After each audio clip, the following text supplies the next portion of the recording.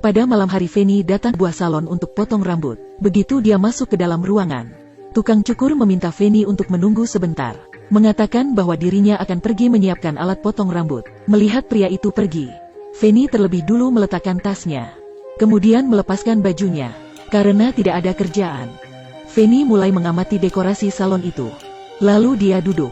Melihat pria itu tidak kunjung kembali, jadi Feni bertanya apakah dia sudah siap. Tapi dia tidak mendapat jawaban apapun. Demi mengisi waktu luang, Feni yang biasanya suka dandan dan suka pria tampan, mengeluarkan cermin dari tasnya. Kemudian mulai merias wajahnya.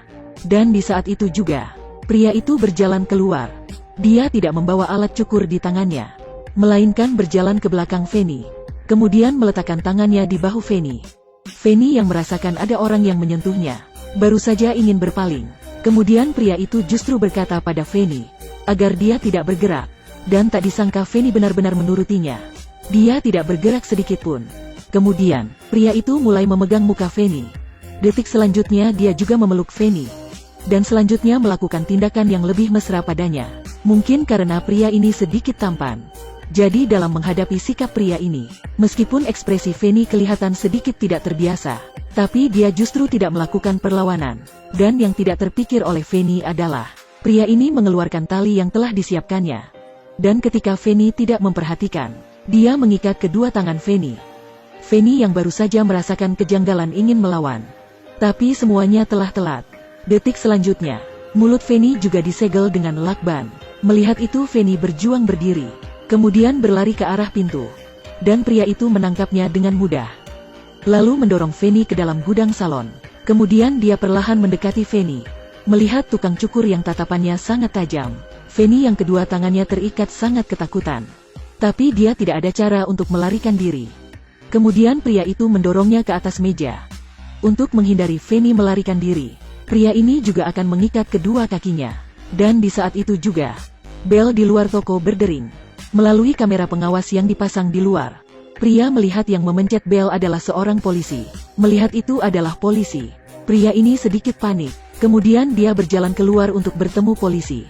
Ternyata polisi ini tertarik pada seorang gadis yang bekerja di salon ini. Karena dirinya baru selesai bertugas dan melewati sini, dia melihat lampu salon ini masih menyala. Jadi dia mengira gadis itu belum pulang. Jadi dia datang untuk melihatnya. Mendengar perkataan polisi, pria yang ketakutan demi tidak terlibat masalah, dia pun berbohong pada polisi dan berkata, gadis itu pernah membicarakanmu, dan dia tidak tertarik padamu. Mendengar perkataan pria, polisi ini tampak kecewa. Lalu dia pun meninggalkan tempat itu. Melihat polisi itu pergi, pria ini kembali ke tokonya. Kemudian menarik tali, menyeret Feni dari gudang. Feni yang malang karena kaki dan tangannya diikat, dan juga mulutnya dilakban. Jadi dia tidak bisa melakukan perlawanan. Dengan begitu pria menyeret Feni ke tempat yang lebih luas. Lalu mengeluarkan gunting dari kotak peralatan. Feni sangat ketakutan. Dia mengira pria ini akan melukai dirinya. Dan pria ini justru berkata padanya, saya akan melepaskan lakban ini, tapi kamu tidak boleh berteriak. Mendengar itu, Feni segera mengangguk kepalanya. Pria itu pun mengulurkan tangannya, dan akan melepaskan lakban di mulut Feni. Tapi dia baru melepas setengah. Bel di luar berdering lagi. Feni yang mendengar suara bel, seperti menemukan sumber kehidupan. Dia berteriak minta tolong. Melihat itu, pria itu segera menempelkan kembali lakban ke mulut Feni, kemudian menyembunyikan gunting di belakang. Perlahan berjalan ke pintu. Ternyata yang memencet bel bukanlah orang lain.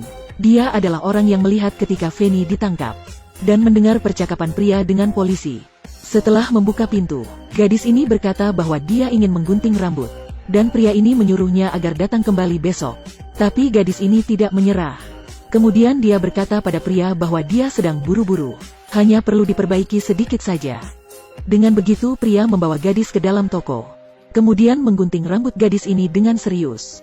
Layar berpindah. Tiba di gudang. Feni yang mengetahui ada pelanggan, tentunya tidak ingin melewati kesempatan ini. Jadi di celah waktu pria sedang bekerja di luar, dia mengeluarkan sebuah pisau dari kotak peralatan, dan memotong tali yang mengikat kedua kakinya.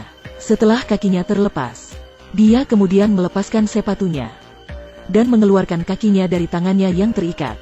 Dengan begitu, kedua tangannya telah berpindah ke depan.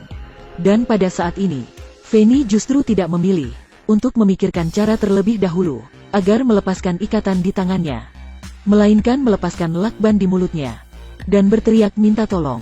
Pria yang mendengar teriakan Fanny di waktu yang pertama, dia langsung mengendalikan gadis yang di dalam salon. Kemudian tersenyum licik pada kamera pengawas. Setelah mengikat gadis itu, pria itu kembali ke gudang.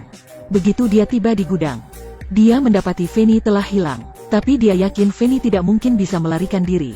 Pria itu mulai mencari, dan pada akhirnya memastikan Fanny pasti bersembunyi di dalam lemari. Dengan begitu, pria itu berjalan mendekati lemari, mengeluarkan gunting dan menunjukkan pose menyerang. Benar saja ketika dia membuka lemari, Fanny bergegas keluar dengan memegang pisau. Tapi belum sempat berbuat apa-apa, Fanny dikendalikan lagi oleh pria. Layar berpindah. Terlihat tangan kaki Fanny dan gadis itu diikat dengan tali. Mulutnya juga dilakban. Kemudian pria berkata pada keduanya, "Nanti saya akan melepaskan lakban kalian. Tapi kalian tidak boleh berteriak. Saya akan mengatakan sesuatu pada kalian." Kemudian pria itu berdiri dan melepaskan lakban di mulut mereka. Kemudian memberitahu keduanya, "Saya selalu tidak bisa tidur pada malam hari. Tapi saya sangat suka mendengar orang bercerita. Jadi selanjutnya, kalian harus menceritakan kisah hidup kalian. Jika itu bisa membuatku ngantuk, maka saya akan membiarkan kalian pergi. Kalian sudah boleh mulai." Mendengar perkataan pria, muka Fanny penuh dengan ketidakpercayaan. Melihat gadis di depannya tidak kunjung bicara, Fanny pun memberanikan diri menceritakan kisah hidupnya pada pria. Mungkin saja dia benar-benar akan menepati janjinya dan melepaskan dirinya. Film pun berakhir di ini. Sampai jumpa di video selanjutnya.